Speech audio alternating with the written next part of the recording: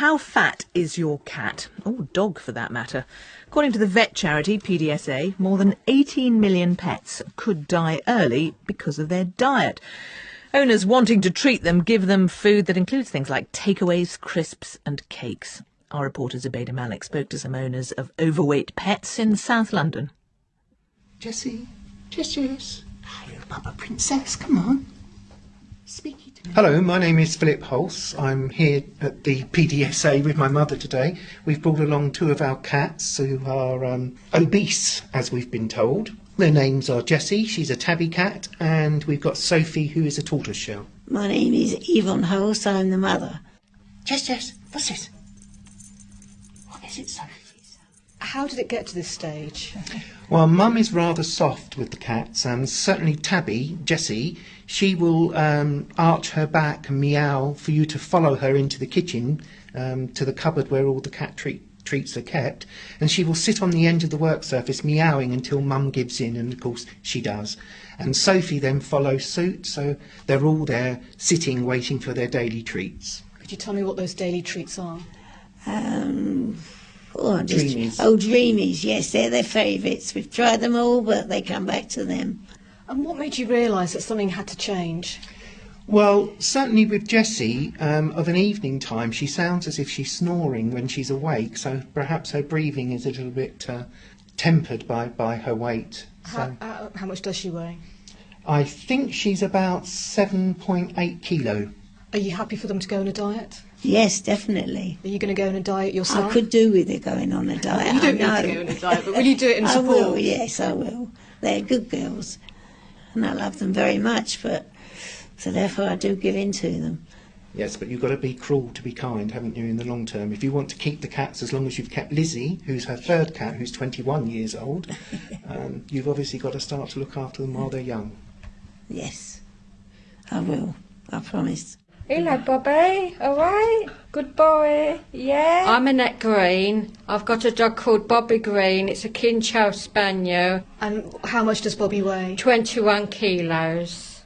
How did it get to this stage, Annette, that he's quite overweight? Well, when we was having takeaways, we was giving him little bits and pieces. Then he has chewies and biscuits, and he's just piled the weight on gradually. What made you realise things had to change? Well, when I found out he had a heart murmur and he can't walk very good, he gets out of breath quick, so I thought it's about time that he needed to lose some weight. How do you feel about the fact that it got to this point? Well, it's my fault that it's got to this point, but I'm doing something about it now, so that's the main priority. So how's the regime going to change now? Well, we'll be eating more fruit and veg, and I cut down his chewies and I won't let him eat off the plates anymore, and yeah. Does Bobby mind? No. I don't think Bobby minds at all. Well, Elaine Pendlebury is from PDSA and joins us from Chelmsford. Good morning. Hi there. That's what we're doing, is it? Killing our pets with kindness? Well, basically, yes. I think Sophie and Jessie's owner is quite right, really. I always say to owners when they come in with overweight pets that it isn't really the pet that opens the tin of biscuits and gives them, is it?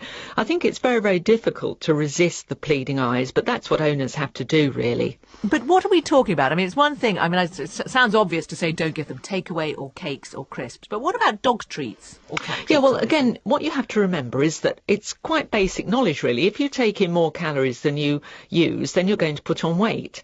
And I think it's a couple of factors involved here. It's not just the treats and things like that, it's the exercise as well.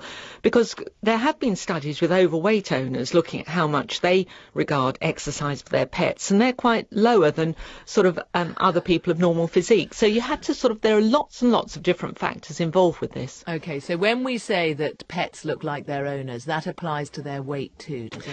Well, there have been studies on that one, yes, quite a few. And I think we have to remember there are quite a lot of different factors involved.